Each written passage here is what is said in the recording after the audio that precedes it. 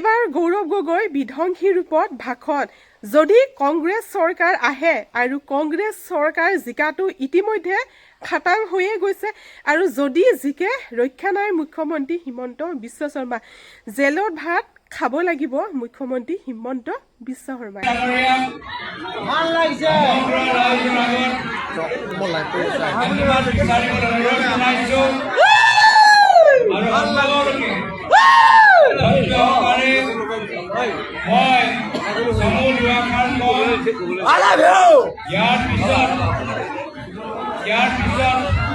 মোক বেলেগ এখন সভালৈ যাবলগীয়া আছে মই আপোনালোকৰ পৰা বিদায় লম আৰু আমাৰ মিত্ৰজোঁটৰ প্ৰাৰ্থী দীঘল চুতীয়া ডাঙৰীয়া নিজৰ কথাখিনি বহলভাৱে সকলোকে কওঁ মই ৰাইজক ধৈৰ্য আকাৰে মাত্ৰ 2-3 মিনিট মোৰ কথা শুনিবলৈ অনুৰোধ জনাইছোঁ মই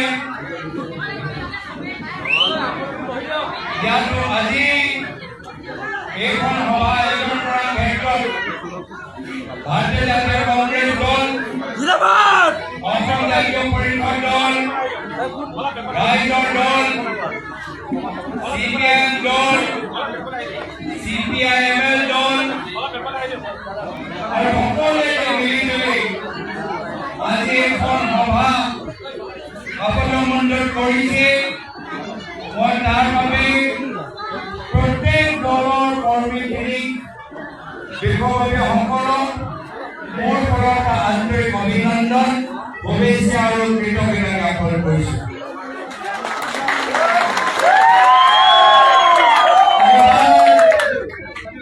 এইবাৰ আপোনালোকে অসমৰ ভিতৰত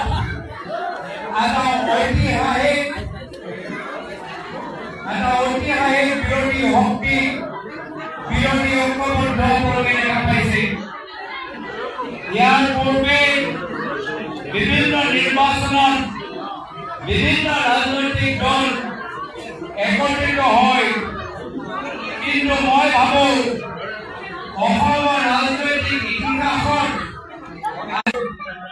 ইয়াতকৈ আৰু শক্তিশালী বিৰোধী ঐক্যবদ্ধ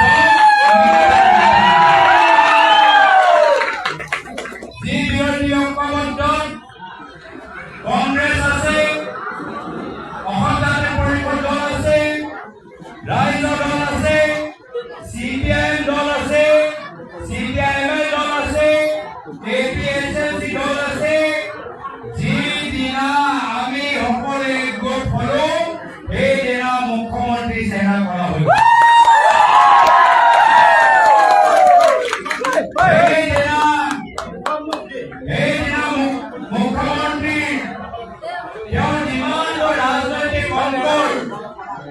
গোটেই অংগ হৈ গ'ল এতিয়া সকলোৱে জানে যে মুখ্যমন্ত্ৰী হিমন্ত বিশ্ব শৰ্মা ডাঙৰীয়া আৰু বেছি দিন মুখ্যমন্ত্ৰী হ'ব নোৱাৰে ইমান দিন তেওঁলোকে ভয় আৰু ভাবুকিৰ ওপৰত নিৰ্ভৰ হৈ থাকে মহিলাসকলক ভয় খুৱালে কি যদি হিমন্ত বিশ্ব শৰ্মা ডাঙৰীয়াৰ কথা নুশুনা তোমালোকৰ 12% টকা গুচি যাব যুৱকসকলক ভয় দেখালে তোমালোকে যদি বেছি আন্দোলন কৰা তোমালোকক জেললৈ মই পঠাই দিম চৰকাৰী বিষয়াসকলক ভয় দেখালে যদি তোমালোকে বেছি দৰমহা বিচাৰা তোমালোকে চাকৰি পৰিৱৰ্তন কৰি তোমালোকৰ জেগাত নতুন ভৰ্তি কৰাই দিম আৰু এই গোটেই সময়ত তেওঁ মাত্ৰ সহায় কৰিছে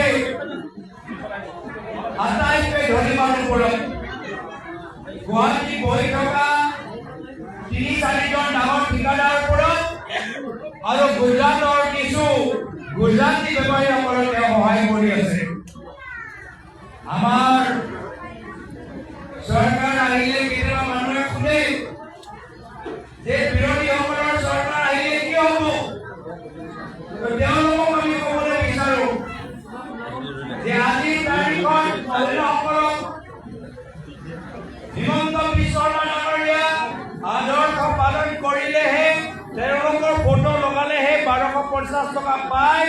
কিন্তু আমাৰ যেতিয়া চৰকাৰ আহিব প্ৰত্যেক যোগ্য মহিলা নিজৰ ঘৰত বহি থাকোঁতে নিজৰ একাউণ্টত প্ৰত্যেক মাহ পইচা পাব। কোনো দলৰ সভালৈ যাব নালাগে, কোনো দলৰ সদস্য হ'ব নালাগে, কোনো দলৰ কাম কৰিব নালাগে, কোনো ৰাজনৈতিক নেতা চিন্তাবাদ কৰিব নালাগে। আপোনালোকৰ ঘৰৰ মূল্যৱান কাম এৰি থৈ কোনো ৰাজনৈতিক বক্তৃতা শুনিব নালাগে। আমাৰ চৰকাৰ আহিলে প্ৰত্যেক যোগ্য মহিলা প্ৰতি মাহত নিজৰ একাউণ্টত বিনা চৰকাৰ নিজৰ একাউণ্টত পইচা পাবগৈ। হিমন্ত বিশ্ব শৰ্মা ডাঙৰীয়া মাত্ৰ ৩-৪জন ডাঙৰ ঠিকাদাৰ লৈ গোটেই কামখিনি কৰে। আমাৰ চৰকাৰ আহিলে আমি নিজৰ কাম স্থানীয় থলুৱা সৰু ঠিকাদাৰ যোগেদি আমি কামখিনি কৰিম। আজি মানুহবোৰ বিচাৰে ভূমি পট্টা, ভূমি অধিকাৰ, কিন্তু হিমন্ত বিশ্ব শৰ্মা ডাঙৰীয়াই কি কৰিলে? যে মিচিং, বড়ো, ৰাভা, ডিমাচা, কাৰ্বি মানুহৰ প্ৰায় 40,000 বিঘা মাটি কাৰো লগত আলোচনা নকৰাকৈ আদানী, আম্বানী আৰু পাটানী আমাৰ চৰকাৰ অহাৰ পিছত আমি তদন্ত কৰিম যে কেনেদৰে কাৰ্বি, বড়ো, ৰাভা, মিচিং, ডিমাচা মানুহৰ মাটি এনেদৰে আদানী, আম্বানী দিয়া গ'ল। আমাৰ প্ৰত্যেকৰ ওপৰত আমাৰ তদন্ত। আজি আমাৰ দুখীয়া মানুহবোৰ, খিলঞ্জীয়া মানুহবোৰ ভূমি পট্টা বিচাৰে। খিলঞ্জীয়া মানুহক ভূমি পট্টা দিব পৰা নাই। কিছু ব্যৱসায় কৰা মানুহক ভূমি পট্টা এখন চৰকাৰে দিছে আৰু প্ৰথমবাৰ বাবে 12,000 বিঘা মুখ্যমন্ত্ৰী আমি দেখা পাইছো। 12,000 বিঘা মুখ্যমন্ত্ৰী, যি মুখ্যমন্ত্ৰীৰ ওচৰত বাগান আছে, ৰিজৰ্ট আছে, নিজৰ স্কুল আছে, পথাৰ আছে, দোকান আছে, ইণ্ডাষ্ট্ৰী আছে, ফেক্টৰী আছে, তেওঁ গোটেই জীৱন মাত্ৰ নিজৰ ঘৰৰ কাৰণে চিন্তা কৰিলে। আমাৰ যেতিয়া চৰকাৰ আহিব আমি ধনী মানুহৰ কাৰণে নহয়, আমি দুখীয়া শ্ৰমিকসকল, খেতিয়কসকলৰ বাবে আমি ভূমি পট্টা দি আমি ব্যৱস্থা ডাঙৰ উদ্যোগপতিৰ বাবে বিভিন্ন আঁচনি আছে, প্ৰাইভেট বেংকৰ আঁচনিবোৰ আছে, কিন্তু চৰকাৰী আঁচনি খেতিয়কসকলৰ বাবে ইৰিগেশ্যনৰ আঁচনি আমাৰ চৰকাৰ কৰিব দিনৰ কৰিব। সেইকাৰণে শিক্ষাই হওক, চিকিৎসাই হওক, খেল হওক, সাংস্কৃতিক হওক, প্ৰত্যেক জগতত আমি গাঁৱৰ ভিতৰত উন্নয়নৰ পোহৰ আনিবলৈ বিচাৰোঁ। কাম কৰাটো সুযোগ দিয়ক, ৰাইজক সেৱা কৰাটো সুযোগ দিয়ক।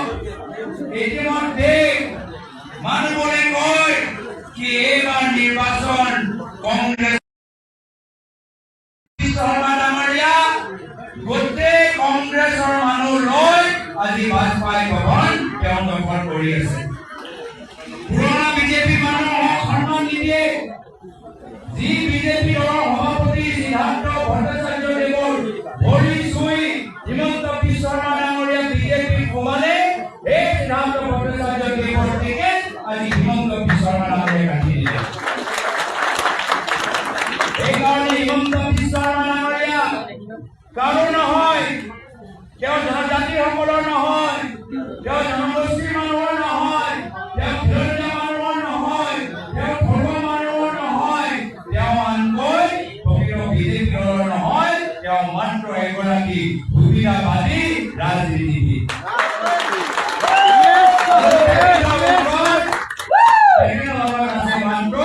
সুবিধাবাদী কিছু ৰাজনীতিবিদ। সেইকাৰণে এইবাৰ নিৰ্বাচন হিমন্ত বিশ্ব শৰ্মা ডাঙৰীয়াৰ নেতৃত্বৰ কংগ্ৰেছ আৰু প্ৰায় 10 বছৰ আগৰ সমানৰ পৰা কংগ্ৰেছৰ মাজত এটা ৰাজনৈতিক যুদ্ধ হ'বলৈ গৈছে। ইতিমধ্যে এই সৰুপৰা সমষ্টিত আমাৰ কংগ্ৰেছ দলৰ প্ৰাৰ্থী নহয়, আমি সকলোৱে মিলি জুলি ভাবিলো যে এইবাৰ জীৱন চুতীয়া ডাঙৰীয়া আমাৰ সৰুপৰা সমষ্টি প্ৰাৰ্থী হিচাপে আগবঢ়াই লৈ যাওক। মই সকলোকে অনুৰোধ কৰিছো যে অহা 9 তাৰিখত জাহাজৰ চিনৰ ওপৰত ভোট দি জীৱন চুতীয়া ডাঙৰীয়া জীৱন চুতীয়া ডাঙৰীয়া জয়যুক্ত কৰা মানে আপোনালোকে অৰুণজ্যোতি গগৈ ডাঙৰীয়া জয়যুক্ত কৰিছে। জীৱন চুতীয়া ডাঙৰীয়া জয়যুক্ত কৰা মানে আপোনালোকে অখিল গগৈ ডাঙৰীয়াক জয়যুক্ত কৰিছে। জয়যুক্ত কৰা মানে আপোনালোকে কৃষক মুক্তি সংগ্ৰাম সমিতি জয়যুক্ত কৰিছে। জীৱন চুতীয়া জয়যুক্ত কৰা মানে আপোনালোকে কংগ্ৰেছ দলটো জয়যুক্ত কৰিছে। সকলোৱে জানে এইবাৰ সময় পৰিৱৰ্তনৰ, এইবাৰ কংগ্ৰেছৰ নেতৃত্বত চৰকাৰ অসমৰ ভিতৰত হ'বলৈ গৈছে। মই কবিত যে সভাৰ শেষলৈকে মই থাকিব নোৱাৰিলো, মোক আৰু বিভিন্ন সভালৈ ইতিমধ্যে যাবলগীয়া আছে। আজি সভাৰ উদ্বৃত্তসকলক মোৰ ফালৰ পৰা মই ধন্যবাদ জ্ঞাপন কৰিছো। আমাৰ গোলাঘাট জিলা কংগ্ৰেছ সভাপতি মদন বৰা ডাঙৰীয়া, আমাৰ ব্লক কংগ্ৰেছৰ সভাপতি বিজয় ফুকন ডাঙৰীয়া, প্ৰদেশ কংগ্ৰেছৰ সম্পাদক পল্লৱ চেতিয়া ডাঙৰীয়া, প্ৰদেশ কংগ্ৰেছ সম্পাদক দীপঙ্কৰ বৰা ডাঙৰীয়া, অসম জাতীয় পৰিষদৰ নেতা ৰাজু ফুকন ডাঙৰীয়া, অসম জাতীয় পৰিষদৰ জিলা সভাপতি দত্ত ডাঙৰীয়া আৰু পুনৰবাৰ আমাৰ মিত্ৰজোঁটৰ প্ৰাৰ্থী জীৱন চুতীয়া ডাঙৰীয়া মোৰ ফালৰ পৰা অশেষ অভিনন্দন জ্ঞাপন কৰাৰ পিছত মই ইয়াতে নিজৰ চমুকৈ দুআষাৰ সামৰিছো। ধন্যবাদ। জয় হিন্দ।